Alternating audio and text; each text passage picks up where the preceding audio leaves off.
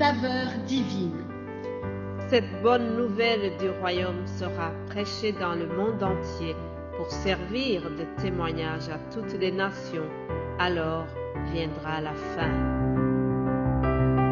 Ce pain céleste vous est présenté par Immaculée Niraneza.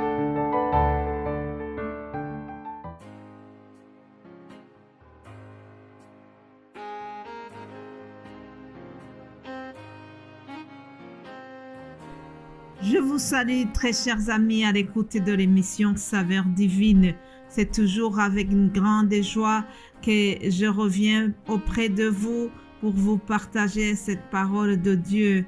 Je rends grâce à Dieu parce que nous arrivons déjà le vendredi. Le temps passe vite, chers amis. Remercions le Seigneur. Si tu es en bonne santé, si tu peux m'écouter sans problème, remercie Dieu avec moi parce qu'il nous a permis d'aller jusqu'à vendredi. Depuis lundi, nous sommes ensemble. Nous avons ce thème qui dit « Il était plus avantageux que Jésus s'en aille ». C'est un thème que nous trouvons dans l'Évangile selon Jean chapitre 16 au verset 7. Je vous ai déjà dit que Jésus-Christ, lorsqu'il est parti, il était plus avantageux qu'il s'en aille parce que il devait nous envoyer le Saint-Esprit, le Consolateur. Aussi, je vous ai dit qu'il est parti pour nous préparer une place, afin que là où il est, nous puissions aussi aller vivre avec lui éternellement. Alléluia. J'ai déjà dit plusieurs avantages. Aujourd'hui, je termine sur 2 avantages. Jésus-Christ est parti et là où il est auprès du Père Céleste, il joue le rôle d'avocat.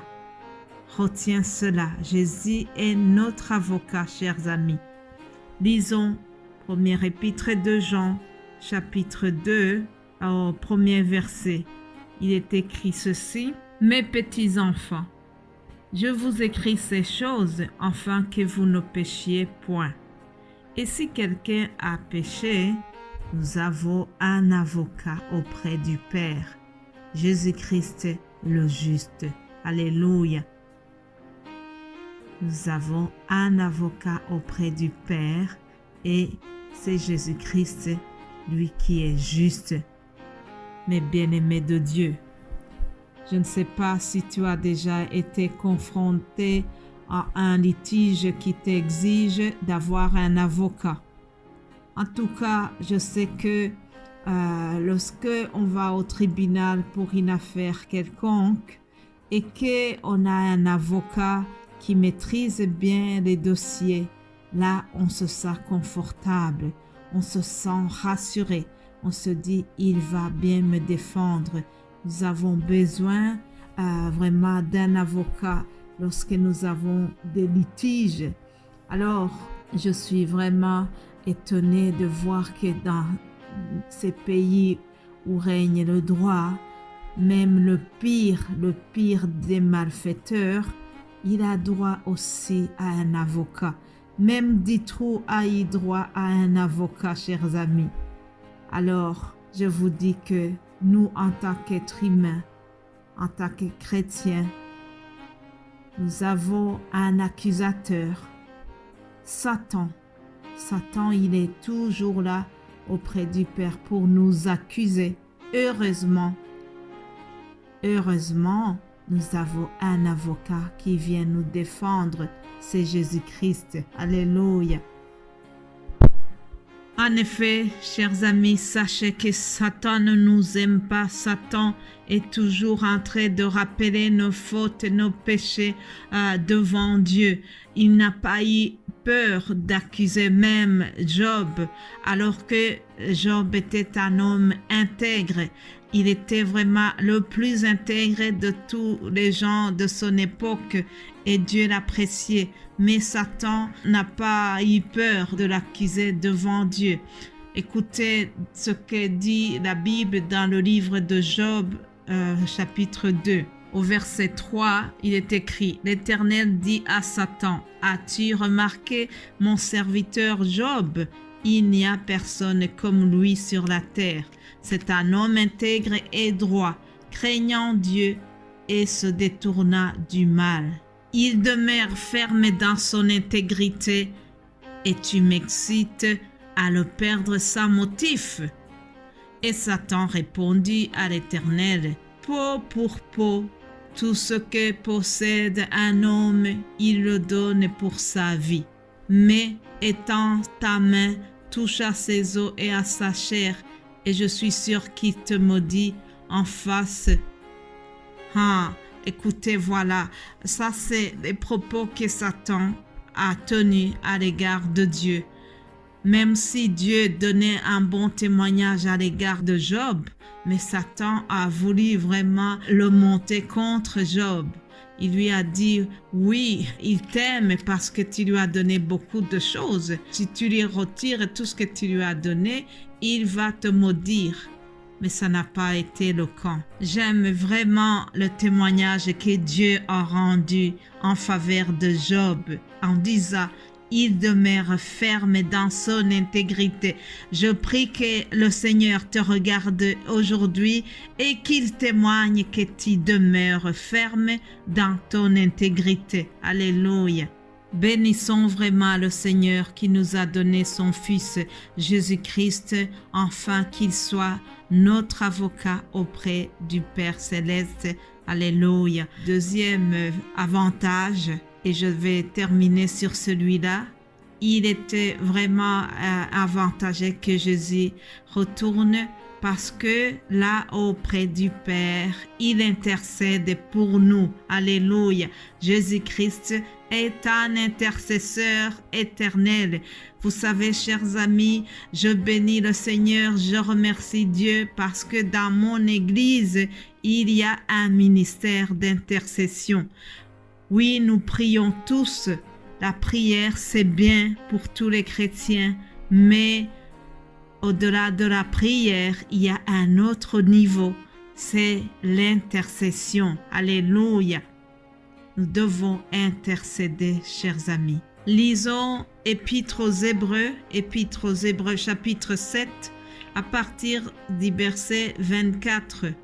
Il est écrit, mais lui, parce qu'il demeure éternellement, possède un sacerdoce qui n'est pas transmissible. C'est aussi pour cela qu'il peut sauver parfaitement ceux qui s'approchent de Dieu par lui, étant toujours vivant pour intercéder en leur faveur. Alléluia. Soulignez cela. Jésus-Christ est toujours vivant pour intercéder en leur faveur. Chers amis, dans ce même chapitre, la parole de Dieu nous dit que Jésus-Christ est le sacrificateur pour toujours, selon l'ordre de Melchisédek. Jésus est par cela même le garant d'une alliance excellente.